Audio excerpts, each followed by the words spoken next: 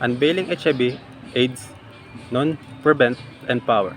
Definition: HIV, or human immunodeficiency virus, is a virus that weakens the immune system by attacking CD4 cells, making the body susceptible to infections. If untreated, it can progress to AIDS or acquired immunodeficiency syndrome. Etiology or causes: sexual transmission or unprotected sexual intercourse is a primary mode of transmission, and consistent and correct use of condoms reduces the risk. Number 2, bloodborne transmission. Sharing needles for drug use.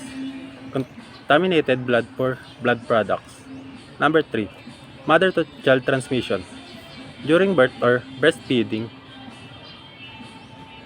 and antiretroviral therapy during pregnancy reduces transmission risk. Number 4, occupational exposure. Health workers may expose through accidental needle pricks or contact with infected blood. Transmission.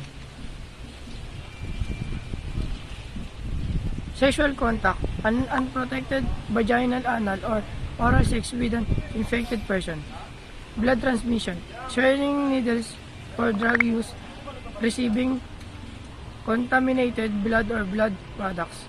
Mother to child transmission, during childbirth or breastfeeding. Occupational exposure, accidental exposure or blood or body fluids in healthcare settings. Preventive measures. Practice safe sex. Use condoms consistently and correctly. Limit sexual partners and know their HIV status. Needle safety. Avoid sharing needles or syringes. Use sterile equipment for medical procedure. Mother to child prevention. Pregnant women with HIV should seek antiretroviral treatment. Avoid breastfeeding if alternative safe nutrition is available. Regular testing. Knowing your HIV status is crucial for early intervention and prevention.